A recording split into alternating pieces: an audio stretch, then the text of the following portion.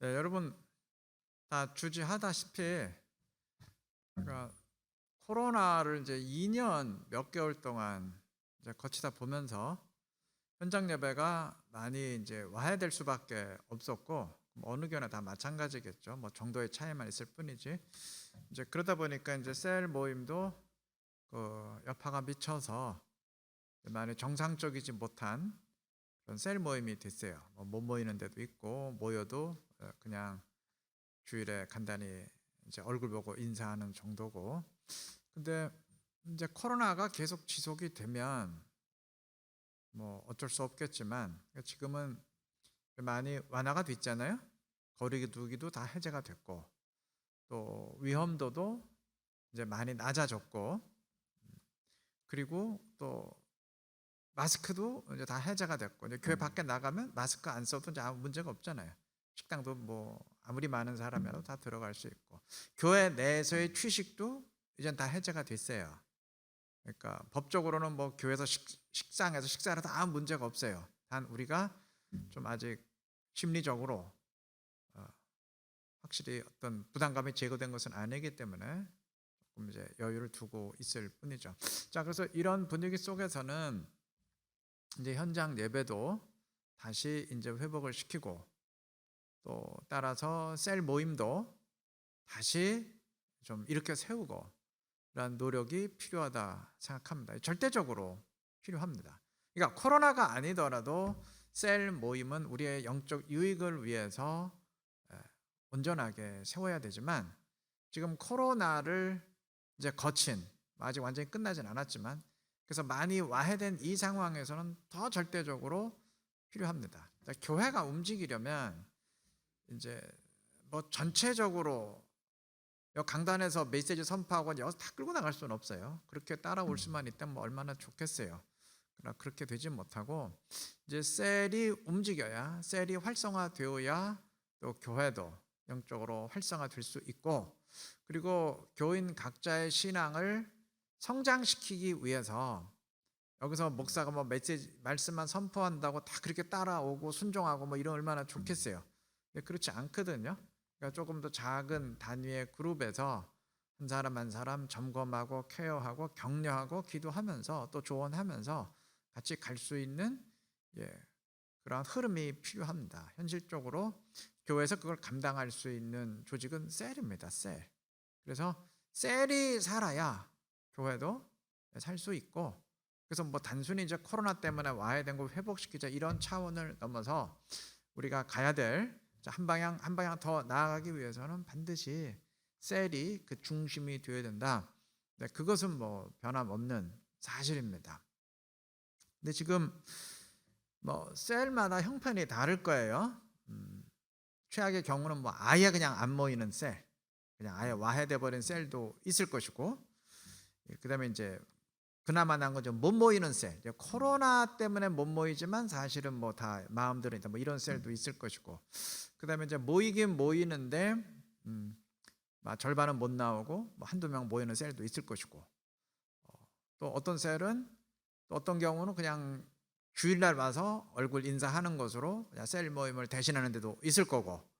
그다음에 이제 어떤 셀들은 뭐 이 와중에도 코로나 와중에도 그래도 현장에 모여서 뭐 우리가 솔직히 사람 만나면 식사하는 건 다 하는데 왜 셀 모임이라고 못하냐. 그래서 뭐 셀 모임 하시는 뭐 천차만별일 겁니다. 그러면 이 상황 속에서는 이제 뭐 아직 심리적으로 부담감이 너무 커서 못 모이는 사람은 뭐 그 사람은 어쩔 수 없다 치더라도 그 사람은 따로 케어를 하더라도 모일 수 있는 사람이라도 모여서 셀이 활성화될 수 있도록 이제는 이 흐름으로 가야 될 것 같습니다. 그래서 교회도 이제 기회 될 때마다 현장 예배를 강조하고 셀 모임을 이제는 모일 수 있으니까 강조할 것이고 여러분들도 이제는 이전과는 다르다는 걸 분명히 인식하시고 셀 모임을 함께 세워 나가도록 해야 될 것입니다. 그런데 제가 이렇게 생각을 해보니까 이게 좀 분위기가 그런 것 같아요. 뭐 다 일일이 다 물어본 건 아니지만 그래도 느껴지는 게 있잖아요. 이게 보니까 그러니까 셀 모임 하라 그러니까 하는 셀도 많은 것 같아요. 그러니까 실제적으로 뭐 좋아서 모이는 셀도 있겠지만 그냥 교회가 하라 그러니까 그냥 하는 셀, 이건 뭐 큰 의미는 없다고 생각합니다. 왜냐하면 우리가 모이기 위해서 모이는 건 아니잖아요. 셀이 실제적으로 그것이 나에게 유익이 되고 가고 싶은 셀이 교회죠. 그래서 그러한 셀을 만들기 위해서 실제적으로 유익을 얻을 수 있는 셀을 만들기 위해서 우리가 함께 노력해야 될 겁니다. 근데 한 가지 이제 오해들 하시는 게, 셀이 제대로 되기 위해서는 뭔가 좀 세련된 기술이 필요하다라고 느끼는 것 같아요. 그런 거 없어요. 그러니까 이거는 있을 수 있어요. 셀을 우리는 수준이 안 돼서 뭐 셀을 못 합니다 했을 때 그게 딱 한 경우예요. 뭐냐면 셀 지금 현재 그 구성원 자체가 뭐 셀 모임을 할 만큼 아예 열정 자체가 없어. 신앙에 관심 자체가 없어. 완전 뭐 교회는 오래 다녔어도 완전히 초신자 단계라서 신앙에 관심이 없기 때문에 주일 예배도 간신히 드리는데 뭐 또 셀까지 모이지 않으니까 아예 그냥 부정적인 반응. 이러면 이제 리더가 좀 답답해요. 그래서 우리 셀은 뭐 그런 경우이기 때문에 모이기가 좀 힘들다 뭐 이런 건 이해가 돼요. 딱 그 한 경우예요. 그런데 교회도 잘 나오고 모일 수도 있는데 모여서 셀을 운영할 만한 능력들이 안 돼서 뭐 이건 말 자체가 안 돼요. 이거는 뭔가 지금 잘못된 편견에 사로잡혀. 셀 모임이 별거야. 모여서 얘기 나누는 거다. 그래서 대한민국에서 얘기 잡담 못하는 사람이 어딨냐고. 단 모여서 얘기를 나누되 그 얘기의 방향을 어떻게 끌고 나가느냐 그거거든요. 그래서 딴 길로 새지 않도록 교제라는 게 주어지잖아요.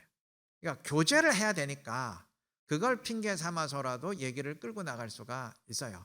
결국은 셀원들이 영적인 관심을 가지고 있느냐 없느냐가 관건이에요. 들어서 자기들이 관심 있는 얘기를 하면 시간 가는 줄 모르고 여자들은 얘기하는 경향이 있어요. 나도 아직도 이해가 안 되는데 뭐 그런 경향이 있는 것 같아. 응? 그런 얘기 누구나 다 할 수 있다고. 거기서 가이드라인이 교제를 통해 주어져요. 그건 이제 교제는 빌미고 뭐 그 내용 몰라서 하겠어요. 그거를 이제 기본으로 해서 이야기를 어떻게 끌고 나가고 나누느냐 거기에 이제 달려 있는 거거든요. 그러면 관심이 있으면 있을수록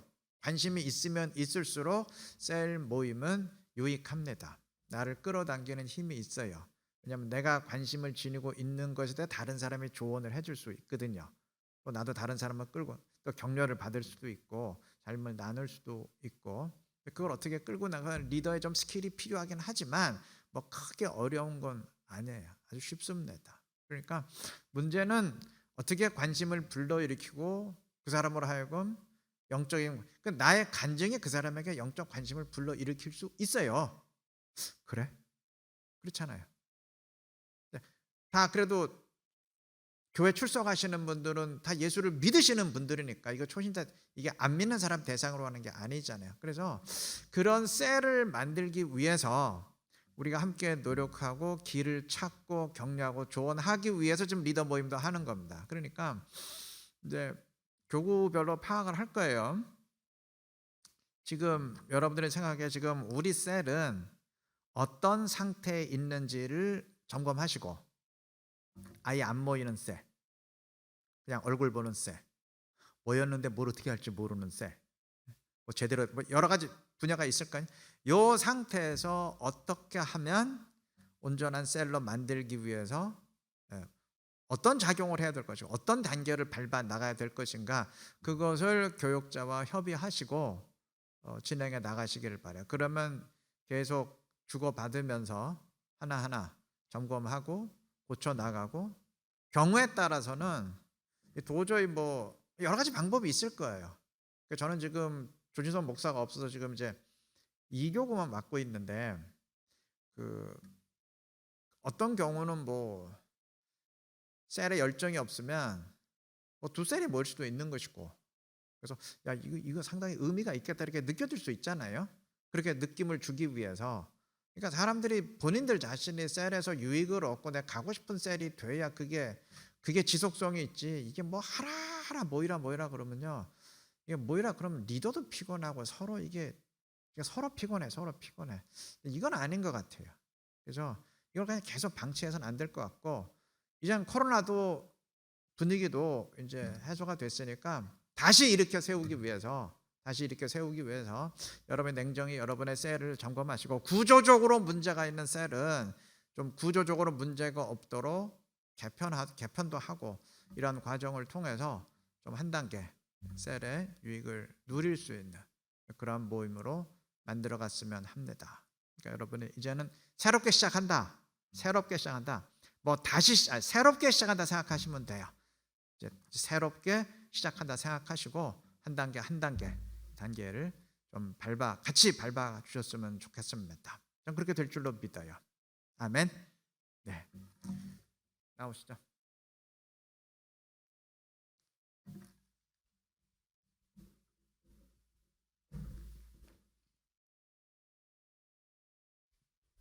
우리 담임 목사님께서 말씀하셨던 것처럼 새롭게 시작하기 위해서 저희가 또 셀 교재를 함께 공부하도록 하겠습니다. 유인물 다 받으셨죠? 이번 주 함께 나눌 교재는 하나님이 찾으시는 예배자라는 주제입니다. 교재를 나누기 전에 제가 두 가지 광고를 드리도록 하겠습니다. 지금 저희 셀 보고서를 내시고 계시잖아요. 원칙은 주일에 오셔서 주일에 작성하신 다음에 4층 필경대 옆에 있는 거기에 내시는 겁니다. 원칙은 다 적어서 내시는 거예요. 그런데 부득이하게 정말 아프시거나 누가 보더라도 정말 어려운 일 때문에 온라인 예배나 이제 예배에 참석하지 못하시는 분들은 온라인으로 보내시는 겁니다. 우리 뭐든지 원칙이 깨지면 사역 자체가 이루어지지 않잖아요. 그러니까 되도록이면 모두 주일까지 셀 보고서를 작성해서 내주시기 부탁드리겠습니다. 그리고 저희가 전체 이 셀 리더 모임을 이제 정착시켜 나갈 필요가 있는 것 같아요. 그것을 하기 위해서는 각 교구마다 우리 리더분들께서 잘 출석해 주셔야 됩니다. 그러니까 이 수요일과 금요일 시간 꼭 준수해 주시고요. 만약에 내가 이 모임에 못 오겠다 그러면 각 교구 목사님께 미리 좀 말씀해 주세요. 목사님, 제가 이런 일 때문에 못 올 것 같습니다라고 미리 말씀해 주시는 그런 체계가 좀 갖춰졌으면 좋겠습니다. 저희가 목사님 좀 못 올 것 같습니다 얘기할 때 네 권사님 그래도 오셔야 돼요 이렇게 얘기하지 않습니다. 우리 교구 목사님들 그런 분들 아닌 거 아시죠? 그러니까 미리 말씀해 주시고요. 우리가 함께 우리 셀 모임을 다시 일으키는 그 주역이 되었으면 좋겠습니다. 두 가지 광고 기억하셨죠? 그러면 우리 함께 셀 나눔지 보도록 할게요. 오늘 함께 나눌 셀 나눔지 말씀이 요한복음 4장 23절, 24절까지 말씀이에요. 신약 성경 148면에 있습니다. 요한복음 4장 23절, 24절 말씀, 우리 2절 말씀이니까요. 함께 봉독하고 나누도록 하겠습니다. 함께 읽어볼까요? 함께 읽겠습니다.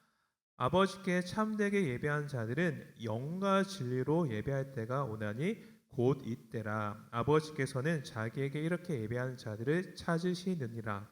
하나님은 영이시니 예배하는 자가 영과 진리로 예배할지니라. 아멘. 오늘 저희가 함께 그 셀 모임지에서 나눌 말씀은 요한복음 4장 23절에서 24절까지 말씀입니다. 여러분, 이 말씀이 예수님께서 누구에게 하신 말씀인지 아십니까? 사마리아 성에 있던 한 수가성이라는 그 지역에 있는 여인에게 했던 말씀이죠. 여러분, 그 여인이 어떤 여인이었나요? 이전에 남편이 5명이나 있었던 여인이었습니다. 그리고 그 동네에서 평이 별로 좋지 않은 여인이었어요. 그래서 사람들이 아무도 없는 정오의 우물을 기르러 온 여인이었죠. 우리가 봤을 때 사회적으로 행실이 그렇게 좋지 않은 여인이었습니다. 그런데 그 여인의 관심이 무엇이었죠? 예배였습니다. 예배. 우리가 이걸 통해서 알 수 있는 것은요, 모든 사람은 예배에 대한 갈망과 갈급함이 있습니다. 이걸 신학에서는 종교심이라고 이야기하거든요. 모든 사람의 마음에는요, 하나님을 찾을 때 그 마음이 온전히 채워질 수가 있어요. 그렇기 때문에 우리 모두에게는 예배가 중요합니다. 이 예배를 온전히 드릴 때, 이 예배가 온전히 바로 설 때 우리의 삶이 진정으로 행복해질 수 있습니다. 우리가 바로 그 예수님을 믿는 자들이죠. 그러므로 우리는 이 예배를 바로 세워야 되고 오늘 함께 이 새 나눔지를 나누면서 지금 우리 예배를 점검해 보는 거예요. 점검해 보고 특별히 우리가 코로나라는 2년간의 시간이 지나면서 예배라는 이 기준이 어느 순간부터 무너져 내린 것 같아요. 정말 예배가 소중한 거라는 것은 다 인정합니다. 그런데 어느 순간 몸이 편해지니까 예배 자체에 대해서 우선순위가 점점 더 뒤로 밀려나는 것 같다는 생각이 들 때가 많거든요. 지금 이 셀 나눔지를 함께 나누면서 우리 셀 안에 있는 예배를 회복하는 시간을 가지셨으면 좋겠습니다. 그래서 한번 학습 목표를 한번 보도록 할까요? 인도자용에 있는 학습 목표인데 제가 한번 읽어드릴게요. 거듭난 하나님의 자녀에게 우리를 구원해 주신 하나님께 경배와 찬양을 올려드리는 예배는 특권이자 의무입니다. 두 가지를 기억하셔야 됩니다. 예배는 특권이자 의무이다. 특권을 가진 자는 의무가 있을 수밖에 없습니다. 왕이 되고자 하는 자는 그 왕관의 무게를 견뎌야 되죠. 왕이니까 의무가 있는 거예요. 백성이면 의무가 없습니다. 특권이자 의무라는 것을 기억해야 됩니다. 신앙생활의 가장 기본이자 핵심이 되는 예배의 자리가 흔들린다면 신앙 자체가 흔들리는 것이나 마찬가지일 것입니다. 우리의 예배를 점검해 보고 하나님이 기뻐하시는 예배는 무엇인지 살펴보는 것, 그리고 진정한 예배 회복을 소원하는 것이 본과의 목표입니다. 참 적실한 내용인 것 같습니다. 우리가 이 코로나 기간을 지나면서 다시 한번 예배를 회복하자라는 다짐을 할 수 있는 참 좋은 주제인 것 같아요. 그러면 우리 한번 문제를 보도록 하겠습니다. 우리가 함께 달려가야 할 방향, 하나님이 찾으시는 예배자, 마음 열기에 보면 진실한 자랑이라는 주제예요. 그래서 세 가지 질문이 있습니다. 아래 세 가지 질문을 가지고 서로 나누어 보십시오. 첫 번째 질문, 나만이 할 수 있는 특별한 일이라고 생각하는 것은? 두 번째, 누군가에게 준 최고의 선물은? 세 번째, 낯선 사람에게 행했던 가장 큰 호의는? 이런 이야기를 하면서 우리 주제로 이제 하나님께 우리가 가장 큰 선물을 드리는 것, 하나님께 우리가 마땅히 해야 되는 것은 예배라고 이끌어가는 겁니다. 뭐 나만이 할 수 있는 특별한 일이라고 생각하는 것은 무엇입니까? 저에게 한번 질문해 봤거든요. 저는 김치찌개입니다. 제가 김치찌개 엄청 잘 끓이거든요. 저 모든 사람에게 인정받았습니다. 제 아내에게 제가 아내한테 유일하게 인정받는 음식이 김치찌개이거든요. 그렇게 이렇게 먼저 나누시는 겁니다. 나누시고 그다음에 누군가에게 준 최고의 선물은 무엇인지, 낯선 사람에게 행했던 가장 큰 호의는 무엇인지. 그래서 우리가 하나님께 드릴 수 있는 큰 선물, 호의는 바로 예배입니다라면서 이 나눔을 시작하시는 겁니다. 그리고 나눔 전에 함께 찬양하는 찬양곡 두 가지를 선정했죠. 완전하신 나의 주, 나의 기쁨, 나의 소망 되시며. 우리 셀 원들과 함께 모여서 찬양할 때 찬양 자체가 은혜가 됩니다. 여러분들 모두 경험해 보셨을 거예요. 그래서 꼭 함께 찬양을 하신 다음에 질문에 들어가시면 좋으실 것 같아요. 찬양을 하시다가 너무나 은혜로워서 한 번, 두 번 반복해서 찬양하셔도 됩니다. 그러니까 물 흐르듯이 그 분위기가 상황에 맞춰서 진행하시면 될 것 같습니다. 우리 그러면 질문을 볼게요. 첫 번째 질문은 이겁니다. 예배는 하나님의 은혜로 거듭난 하나님의 자녀들이, 한번 줄을 그어 볼까요? 하나님의 은혜로 거듭난 하나님의 자녀들, 여기까지 줄 끌게요. 이게 무엇을 말할까요? 누가 예배를 드릴 수 있는지를 이야기하죠. 누가 예배 드릴 수 있나요? 은혜로 거듭난 하나님의 자녀들이 예배를 드릴 수 있습니다. 하나님의 자녀가 아니면 예배를 드리고 싶어도 못 드려요. 그렇기 때문에 예배는 특권이라는 거예요. 특권. 그 다음에 자녀들이 하나님께 최고의 존경과 가치를 표현하는 것입니다. 줄 그어볼까요? 하나님께 최고의 존경과 가치를 표현하는 것. 이것은 무엇을 하는가에 대한 질문이죠. 예배는 곧 하나님께 존경을 표현하는 것입니다. 그렇기 때문에 예배는 의무야라는 겁니다. 하나님의 자녀가 하나님께 존경을 표현하는 것은 마땅한 일이죠. 그래서 특권과 의무라는 것을 세론들에게 좀 강조해 주시면 좋을 것 같습니다. 그래서 예배는 기본적으로 받는 것이 아니라 드리는 것입니다. 이런 예배하는 자들을 찾고 계신다는 사실을 기억할 때 당신은 하나님이 찾으시는 예배자입니까? 라는 질문을 나누는 겁니다. 이걸 먼저 좀 설명해 주시면 좋을 것 같아요.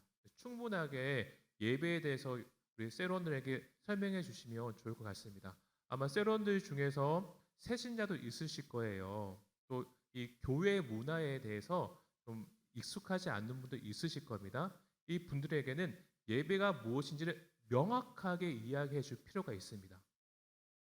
우리가 지식이 있을 때 그 지식을 근거로 우리가 사고할 수 있잖아요. 예배 자체에 대해서는 우리가 명확하게 이야기해 줄 필요가 있거든요.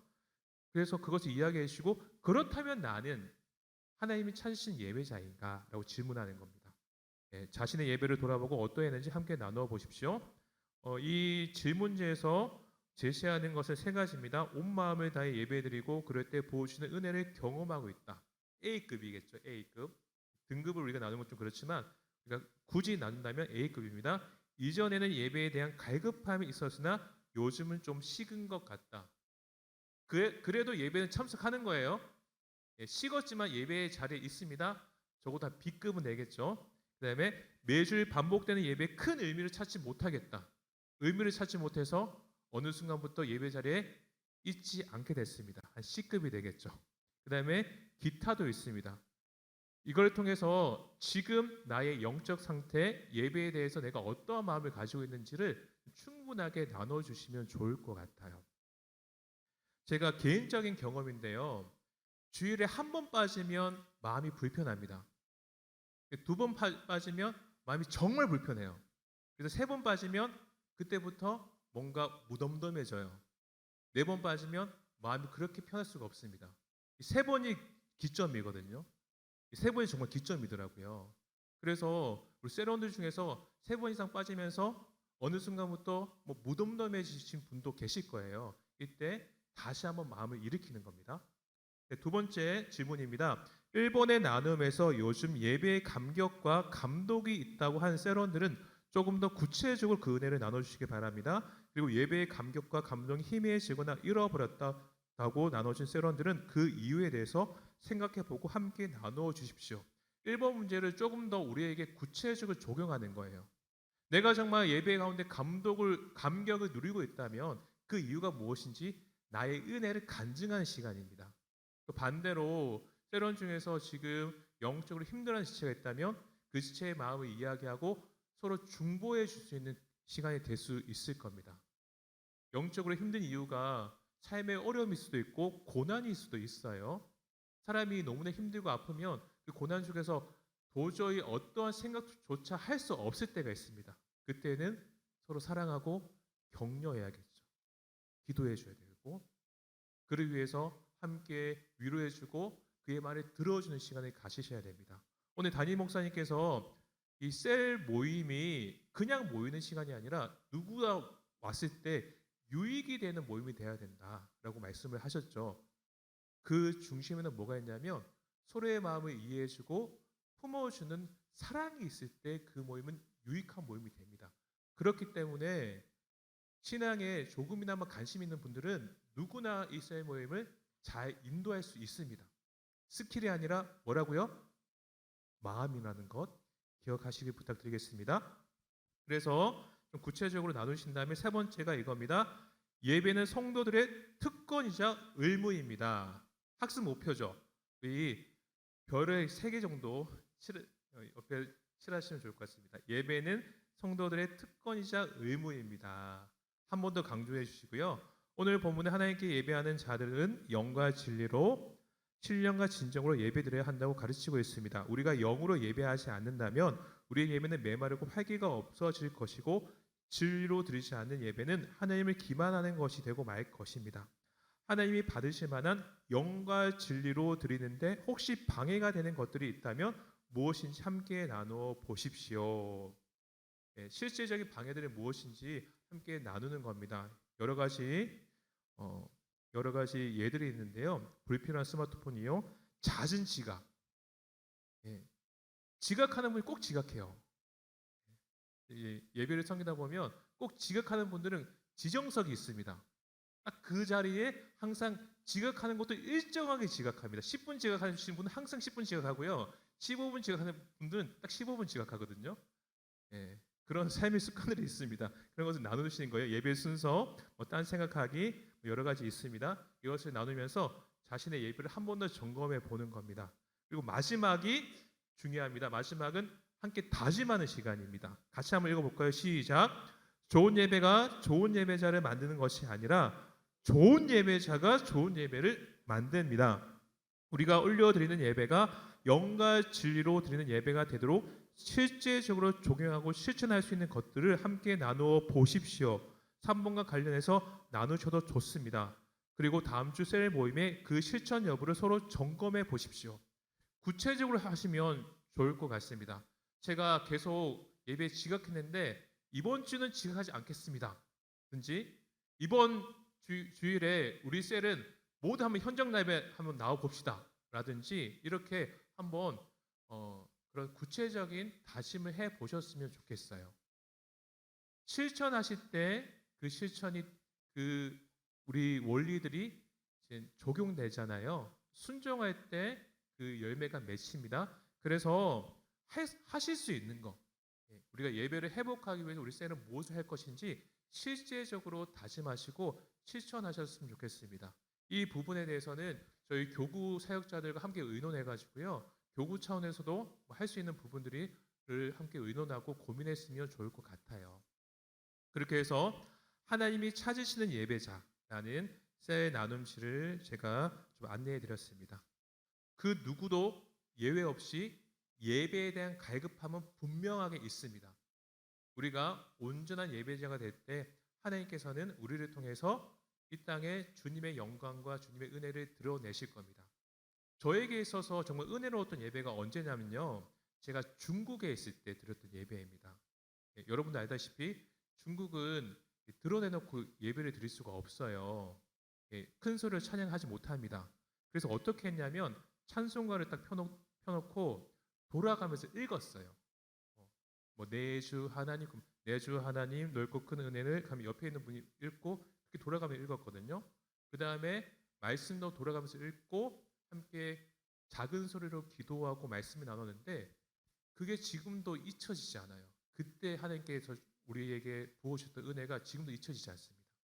그리고 예배라는 것은 어떤 형식이나 화려함이 아니라 마음이 주님 앞에 향해 있는가, 내가 참된 예배자인가에 달려 있는 것 같습니다. 그래서 우리 영과 진리로 예배하는 우리 이루는 교회가 되길 원합니다.